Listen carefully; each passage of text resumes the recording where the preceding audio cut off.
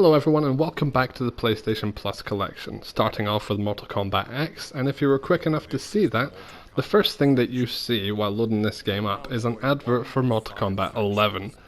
Next, it brings you onto this faction section, which I imagine if you read, it's going to give you a lot more explanation, but I didn't read that, I just skipped ahead to get on with the game. Originally released on April the 14th, 2015, with an 83% score from Metacritic. Everybody knows it's released by Warner Bros. Games. But back to the title screen. The next thing to pop up after your factions is just going to be an entire bunch of unlockables that you've not had to do anything to get, so it's kind of handy. You get around about 5,000 coins. I'm not entirely sure what they're used for, because they're not for the crypt. I went there. You get 4,000 coins just for starting that thing.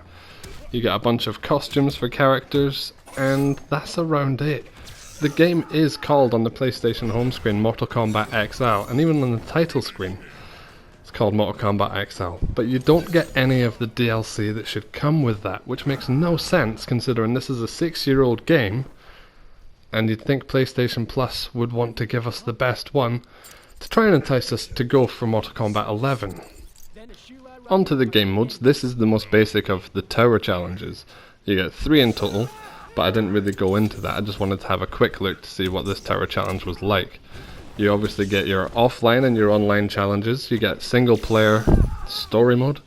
You get test your luck, and you've obviously got the crypt, which is going to be good for people who are into grinding for the game, getting the coins and seeing what you can unlock in the graveyard.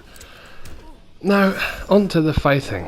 I've got to say, I said it earlier, Tekken is my go-to fighter, and I was not looking forward to playing Mortal Kombat X. I haven't really enjoyed the series since the shift to this dynamic. But that being said, it is a fun game. I don't think that I'm going to ever be good enough to play online against people who are actually decent at the game, people who put the time in and learn the game, but for the end of the month it might just be a case of giving that a go, because I feel like I want to give this game the most credit I can. There's no point in doing a review where I'm out to hate the game. And now on to talking about the DLCs. They're basically just character DLCs. You get to buy Predator, you get to buy Jason Voorhees, Alien, and for some reason, Goro, who should just be a main staple of the game. It's got a big selection of characters, some I don't even know about. As I said, I've not played the game for a while, but it does have the classic characters: Scorpion, Raiden, Sub-Zero, and Liu Kang, who, as you see, was a bit of a badass, kicking me in the face with the classic moves. I feel like for people like me, who appreciated the original games and who are too stubborn to move away from their own opinions on other games, playing as those classic characters is what's going to drive them to continue to play this. That being said, I feel like it's going to be better if you've got someone to play with and against. It's all fun and games doing single player offline if you don't like to play online. I don't like to play online quite a lot of the time. So, if you've got somebody to fight with, you're more than likely going to enjoy this game a lot more. Now we're on to Test Your Luck, which I feel is probably the best game mode for people to play as a couch fighter. You get to choose up to, I think it is 6 or 7 modifiers, which you can just completely randomize, or you can choose yourself to give one player an advantage. Let's face it, we all had that person growing up, yes it was me, who wasn't as good as the others and wanted a handicap. Never got it. Now if you're going to be a nice person, you can give the handicap to the player who's not as good. I personally wouldn't, because that's the way I grew up. Yes, I'm talking about you lot. But now I've got to say the one reason that I don't think this was a good choice for a PlayStation Plus game, and that is simply the online community. It's not that they're bad, it's not that they're salty or abusive, it's literally that it's just so competitive. This, along with maybe Injustice, is going to be one of the most played online fighters, and one of the most played esport fighters. So newcomers to the game, like myself, younger players, are really going to have no chance unless we've got the time to put into grind, to learn the characters and the moves, learn all the tips and tricks. I feel like a few losses for younger players are just going to put them completely off it. and probably never pick it up again. That's exactly what I would have done as a kid, and I'm stubborn.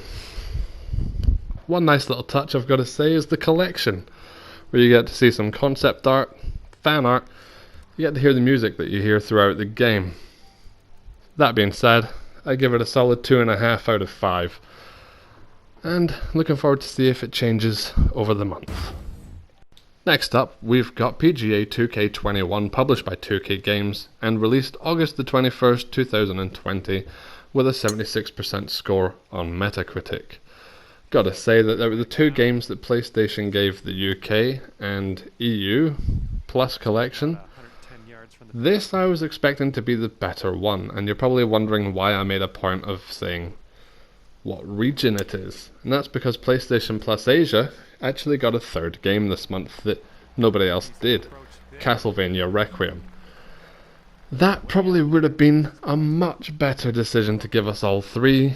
More people would have downloaded and played, because I really do feel like this is a weak month.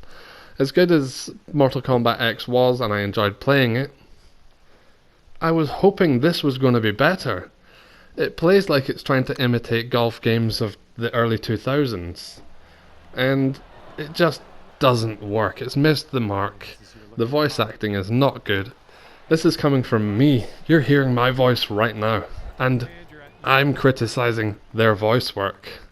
However bad the voice acting is, that's not the worst part. As soon as you boot this game up, you're put into 3 really long terms of agreements that you have to scroll all the way down to the bottom to agree just to get to the next one, to agree to get to the next one.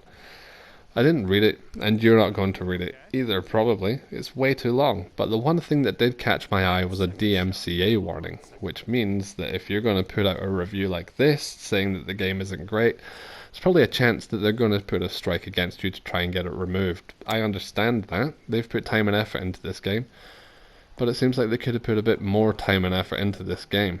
Once you've got past that, it throws you straight into training, which you don't really need. It's a simple back and forth of an analog of your choice, left or right, and that's it. It tries to put you more in depth, but if you've played any other golf game before, you're going to understand the mechanics of it, and as soon as you get the hang of it, which I didn't just there, you're going to be flying. Onto the main menu. It's got to be said that it's a nice looking, it's sleek, it's colourful, and there's quite a good variety of game modes to play. You've got your career, you've got online, they've got like a chip closest to the pin challenge, so for that aspect of it, it's really good. But this is the character that it's auto-generated for me. I've in no way at all fudged his stats or moved anything around. I've not changed his clubs, I've not changed his clothes. How am I still able to hit 300 yards consistently every single time, even though the training says that the white line has to have the blue in it to make it go the farthest distance? Now, I practiced a couple of times. Every time I hit it, it went squint, and sometimes it even went outside of the line, and it still went in. Such as that.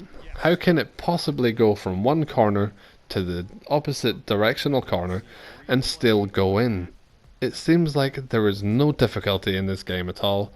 Anybody's going to be able to pick it up and play it, which could be the thing that makes it fun.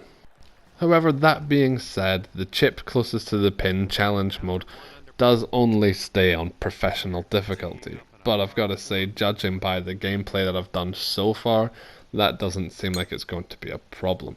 As you can see, the blue line inside the white line is very rarely, if ever, straight, and it still goes where it's meant to. I mentioned this earlier, and this is probably the biggest gripe I have with it. It doesn't seem like there's any sort of difficulty spike. The blue line went out the white. Excuse me, I went jumbly and mumbly because it just doesn't make sense. And it gives you this line lie, and it shows you this is if you hit it perfectly. Now, I'm going to turn it just a tiny little bit here, because as soon as you get your eye in for this shots, that's it. You've got it. It went nowhere near straight there, and yet, there we go. This game is one that I'm not entirely looking forward to playing over the course of the month, and I am going to change the difficulty just to see if there is a spike at all, and if it's worth continuing to play.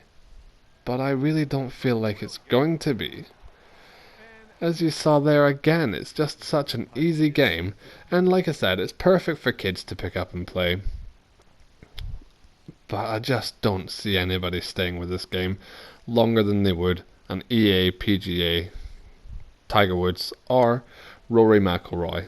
That was the last one I played. So, other than that, the rating for this one, I think that I'm being extremely generous with the rating for this game, and it's going to be a solid 2 out of 5. So, if you've enjoyed this video, please consider liking, sharing and subscribing, and I'll be back mid-month with something from the Xbox Ultimate Game Pass. Thank you for watching and have a good day.